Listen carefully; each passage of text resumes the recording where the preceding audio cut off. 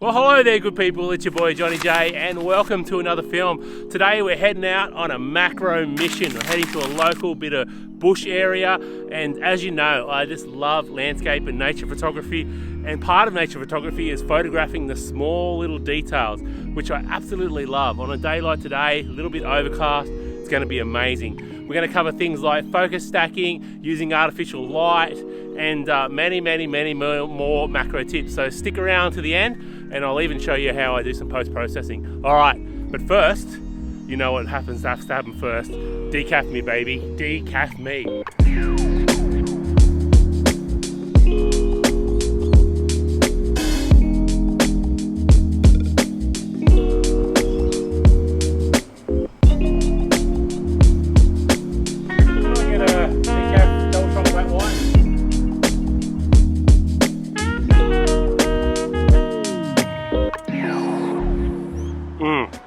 Oh, that's the stuff. Every good photo mission has to start with a decaf, and this one's not going to be any different. Oh, getting me primed. So we're literally 5 minutes walk from the coffee shop. We're still in the middle of town where I live here, so it's not far away. It's just like a little bush block here. So there'll be road noise, there'll be cars and people, and so yeah, we just have to put up with that today. Unfortunately, can't venture too far because of this. Well, I don't want to, that's the other thing. I don't want to go too crazy out on the rocks or anything like that until I get my cast off and I'm 100% healed. So look, I'm just happy to be out doing some photography, and I already see some cool stuff absolutely around everywhere. So super pumped for that. Gonna sit here, finish my coffee, and then we'll go for a little bit of a hike down the trail here along this little canal and get into it. Oh, super excited. Super excited. If I didn't mention it, I'm super excited.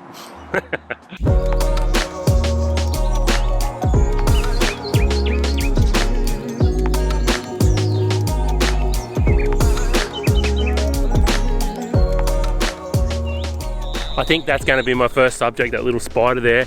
And what I'm thinking is I'm going to go with the macro lens, and something that's new to me is using a on-camera flash with a diffuser. So it's going to be a little bit hit and miss to get this set up, but let me get things ready and I'll talk you through what I'm thinking for this one. So this is a brand new diffuser. I haven't actually used this in the field yet. Played around a little bit in the backyard, but I haven't been able to hold my camera very well with this broken hand. So I'm really keen to give this a go in the field today. And what's cool about it, it has this pre-focus light under here as well. It's just like a little headlamp you turn on. That really helps get your focus. And also, what I think is going to be cool about this type of photography is that you can use the faster shutter speed and really capture things in those lower light sort of conditions, which I'm in the forest here now. It is dappled, but where that spider is, he's actually in full shade. So that might be cool. So a couple of things with the flash that I find is you want to have it in manual mode. See the modes up the top. The normal one is ETTL, okay, and that is exposure by the lens, I believe it stands for. And it works okay, but I really prefer the manual. And what I like to do is turn the power down, start at something low like 1/16.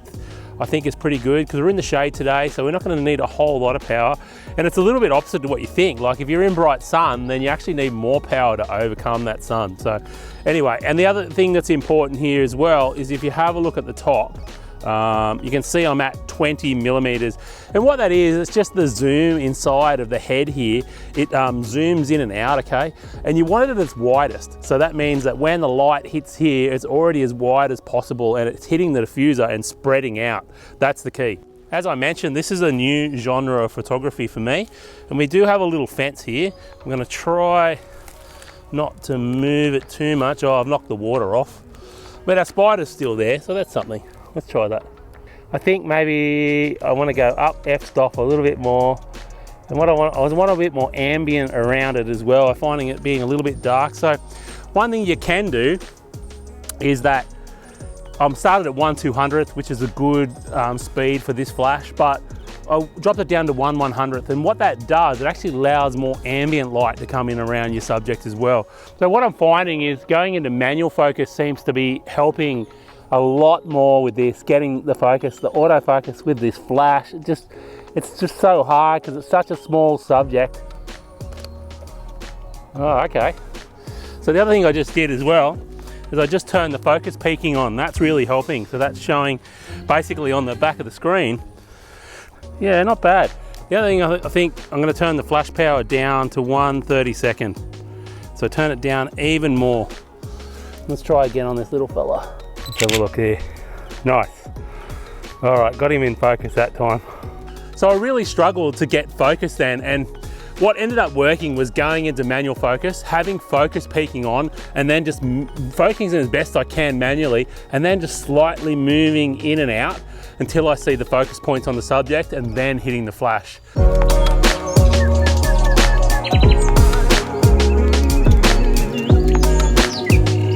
Beautiful spider web covered in little drops here. The spider's curled up in a little leaf there, so he's not real photogenic, but I feel like we had a bit of backlit sun before, which was nice. It was coming in and just giving, and still there now, it's just diffused.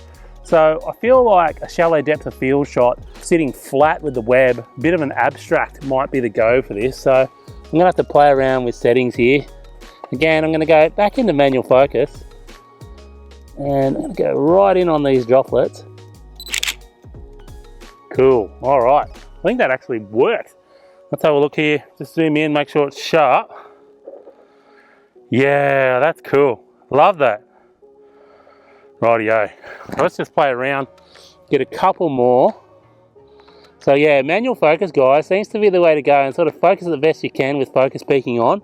Then you can rock back and forth till you see it nice and sharp, and then take a shot. And what I'm trying to do is get flat to the spider web so that I'm on the same plane of focus as it, and when I see all the red light up, which is what my focus peaking is, I'm taking the flash shot. So you can see me moving back and forth, left and right, trying to find a nice background, and when I see it, boom, take the shot. Awesome, that was great, so good. Really, really happy with that one. That's gonna be a cool little abstract spiderweb shot.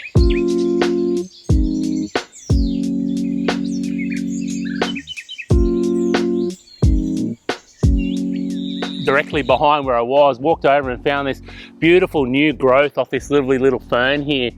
And I think this is gonna make a good focus bracketing image. You know, you want everything all nice and sharp, and I'll run you through how I do that focus bracketing in camera, which I absolutely love. It just works so well. It's just amazing, just makes your life so much easier. All right, but this time we'll get the tripod out and I'll be able to show you on the back of the camera.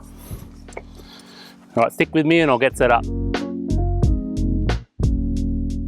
All right, so we're all set up here, and making a few decisions about this. I'm definitely gonna use the in-camera focus bracketing, okay? And what that will do, it'll take a number of shots, whatever I set, and if I focus on the closest part of the thing I want in focus, and then it'll keep focusing through the scene at different increments. If I go into the menu here, you can see I have something called focus bracketing. Now, there's this steps width, that's what it's called on my camera. Most cameras, it's called something similar, but you'll see it has a number between 1 and 10. What that means is, when it takes, between the photographs it takes, how far between do you want your camera to automatically focus, okay? So 1 being smaller increments between the shots, and 10 being larger increments between the shots. So how you decide what you want to put it on is that usually by the size of the subject and how close it is to your front of your element of your macro lens, okay?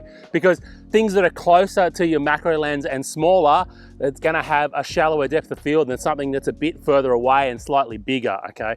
So it usually recommends you start on 4. For this, I think the standard around 4 is going to be okay. And the idea here is it's a little bit windy too, so we're gonna have to wait in between gusts. That's really gonna be really important for this, otherwise we're gonna get heaps of movement between our photographs. So the idea is we enable this focus bracketing like I've done here, and the second setting is how many shots. So I'm gonna go up to 30 shots for this, because I don't mind if I take extra. What I don't want is it takes less, okay? So I did mention that you focus on the front of your element, okay? And then it's gonna take 30 shots focusing through the scene towards the back of your subject, okay? So I don't mind if there's a heap of shots at the end, they're all out of focus. That's fine with me, as long as I've got everything on my subject from front to back. The other thing I have decided to do here, I've gone down to f5. And the reason being, this is why I absolutely love this setting and think it's a bit of a game changer when you get it in your camera, is that if you can see here, as I close down my aperture, I open up the shutter, close down my aperture, the background, you know, isn't as pleasing at say f11. You can see f11, you can see lots more detail. I want shallower depth of field. So to get shallower depth of field and a softer background, it means that I am going to lose my depth of field on my subject, but that doesn't matter because we're going to shoot these bracketed, focus bracketing images. They're going to capture all that data, and when I put it together, my subject's going to be all nice and sharp with that lovely creamy background.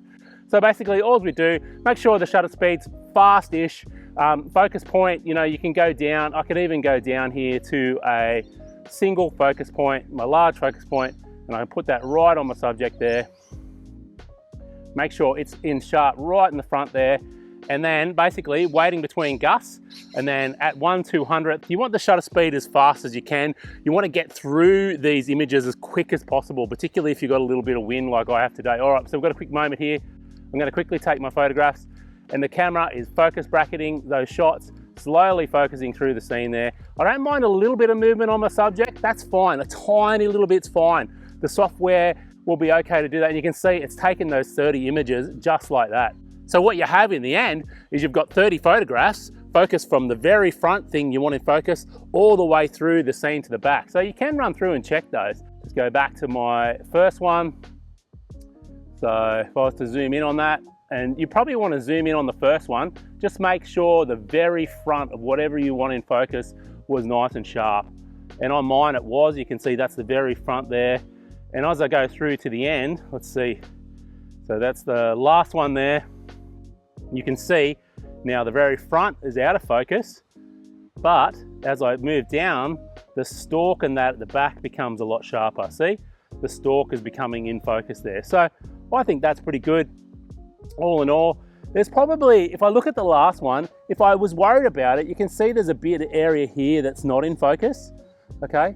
So there's two things I can do about that. One is I'm gonna actually, before I take another set of focused bracketed images, I'm gonna go back to my standard shot here and just take one in my hand.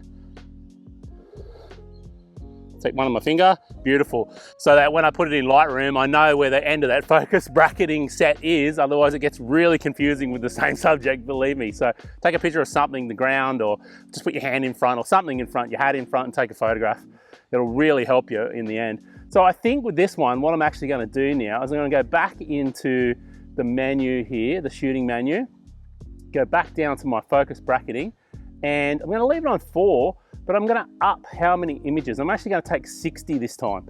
So I'm hoping that that last bit of the stem, as I mentioned, if you have a look here, if I play that back, not that one, this one, and zoom in on it here, you can see the last part of that stem there, that's a bit further back, didn't cop any focus. So I probably need a few more images. See, down here is fine, further down the stem, but right at the back, if I was worried about that and I wanted that sharp, I probably need to take a few more images, okay? Let's just take those images now.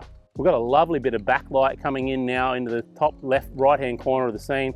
And it looks like by looking at that there, that last focus area, we may have got the back of that stem this time, which is really, really exciting. This is the very last one it took. So I'm just gonna zoom in on that one. Let's play that there, zoom in. And I just wanna go and see.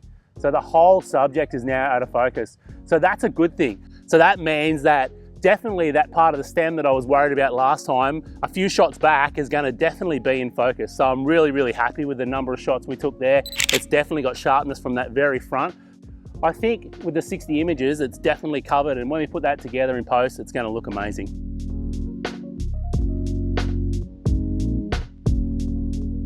Okay, there's a couple more focus stacking techniques I want to just quickly run you through. And particularly, I think this one's great if you've got an older DSLR and you know, you may be shooting something fast moving, or for me, this flower is quite in the wind at the moment. This tiny little flower here with these tiny little petals on, it's absolutely so small. But if I wanted to get a focus stack of this, it would even be hard for me on a tripod because it's moving so fast, okay? But you do want to get your shutter speed up. You know, I'm going to be at about 1/400th. I want to crank the shutter speed, okay? Which means I'm going to bump my ISO up probably to about 1000 here. And what I'm going to do is manual focus, and I want to get in nice and close to one of these flowers here. And the idea of this, okay, is that I'm going to get focus, and then as I get focus on the front of the element, I'm just going to put my camera in continuous drive mode. So it's like this, so taking lots of frames like that. And I'm just gonna push forward through the scene. So if you've manually focused on the front of your subject and then you're pushing forward through the scene like that, that's gonna take those focus bracketed images along the way so you can focus stack them in post. So let's find this little flower here. It's a tiniest little thing. Got my focus peaking on. Gotta wait for that breeze to stop. Okay, and then once I'm in frame, I wanna come back a little bit, okay? That's the key. You wanna get it nice and sharp and then just move back a little bit so it's blurry and then wait for that wind and then, oh, big gust. Okay, and then the idea is you're gonna push through that focus range with everything you want nice and sharp, okay? And nice and slow. So again, manual, get in here nice and close. I've got my focus peaking on so I can move back till everything's nice and sharp, move back slightly so everything's blurry, start taking my frames, and then push through the scene like that. You can really get those focus stack shots like that, really cool.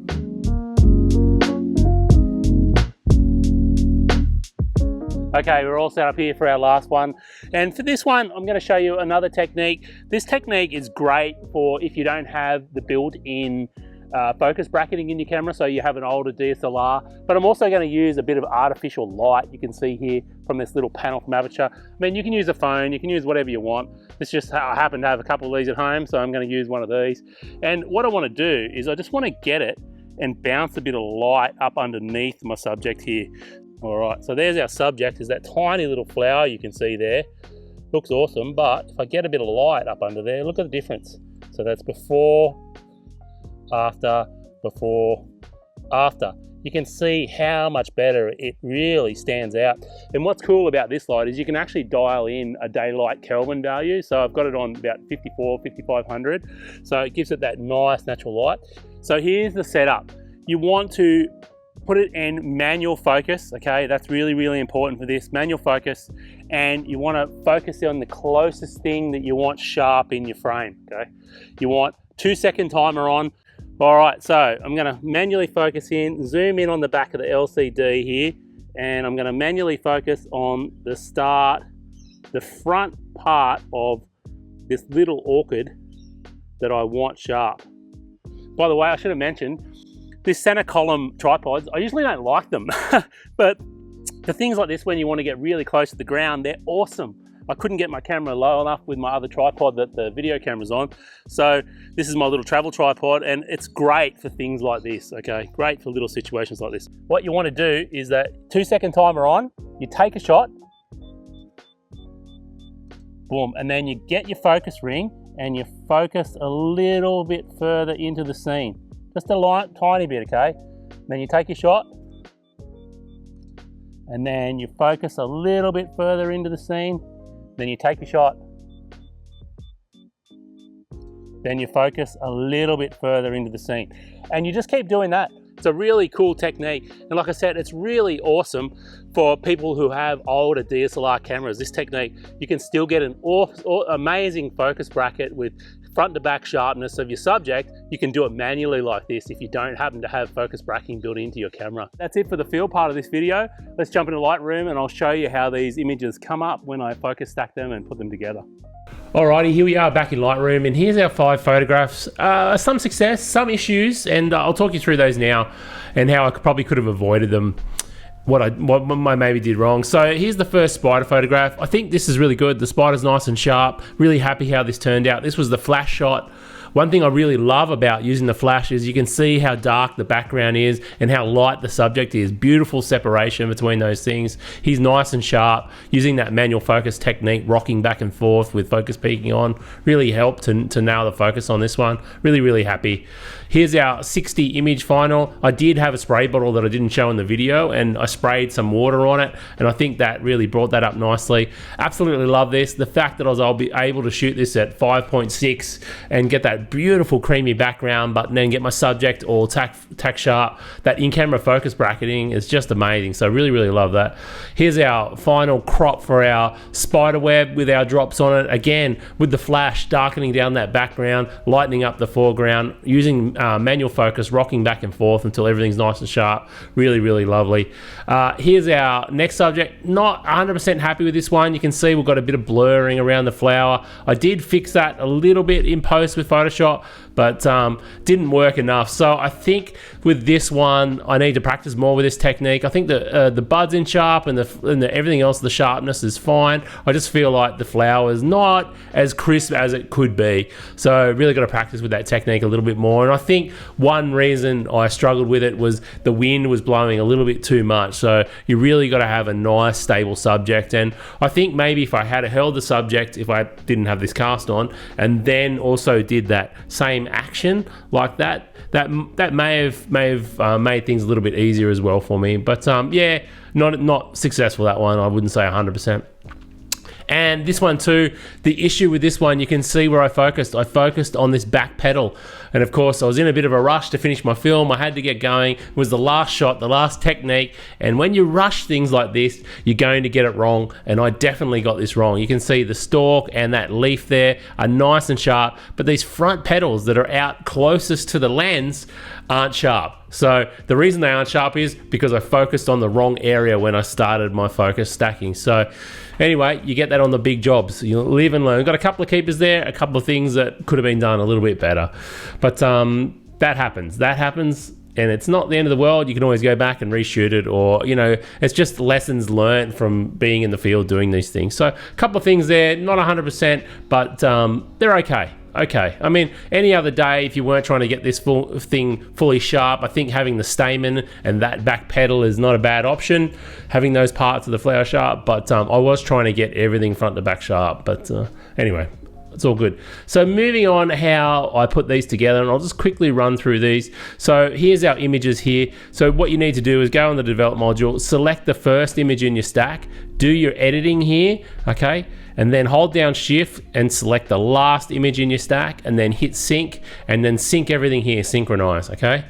And then once that's done, it's going to sync the settings from the first one to the last one of the stack, and then you right click the stack and edit in open as layers in Photoshop, okay? So that's the steps to get it out of Lightroom.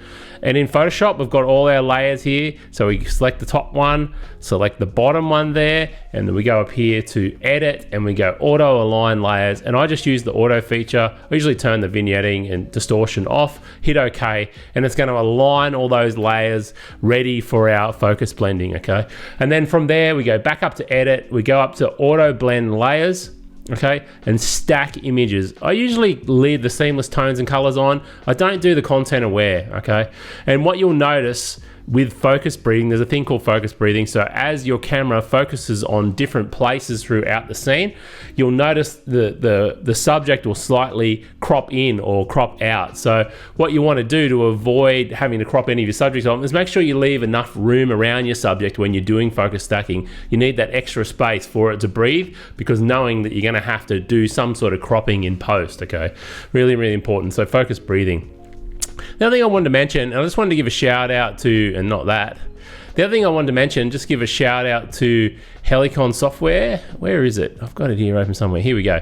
This one. So this is Helicon Focus. I tell you what, I really, really like this. And the reason why I like it is it does the auto stacking and the auto blending in post. So with this one, I think with the paid version, I've just got the free trial to test it out. I think with the paid version, you can actually export from Lightroom straight to the software, then back to Lightroom.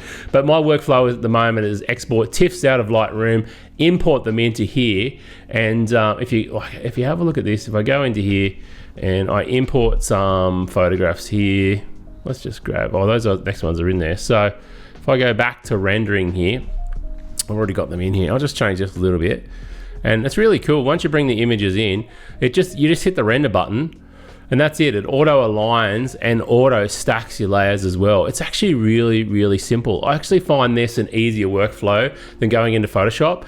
And I've actually A/B tested this. So this image here, the one where it was moving and I did the handheld, I'll just go back to it now. This image here, it actually did a better job of stacking the images with the flower moving than Photoshop did with the auto align and auto blend. So for me, I think this Helicon Focus is going to be my software of choice for focus stacking.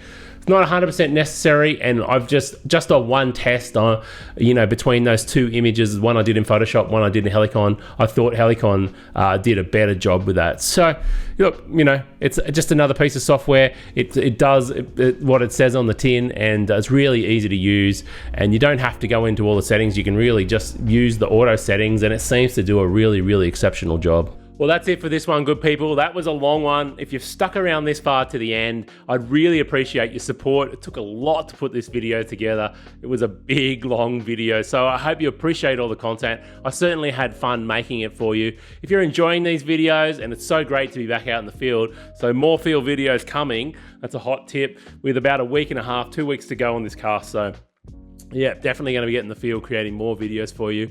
But if you're enjoying these videos, please drop me a comment. Let me know which image was your favorite one below. If you've got any questions about any of those techniques or anything else there, please ask below. I'm more than happy to help. Give it a thumbs up if you enjoyed it. And if you aren't subscribed, please think about subscribing. We just cracked the 1,000 subscribers, so really excited about that. And that's it from me. I'll see you in the next one. Peace.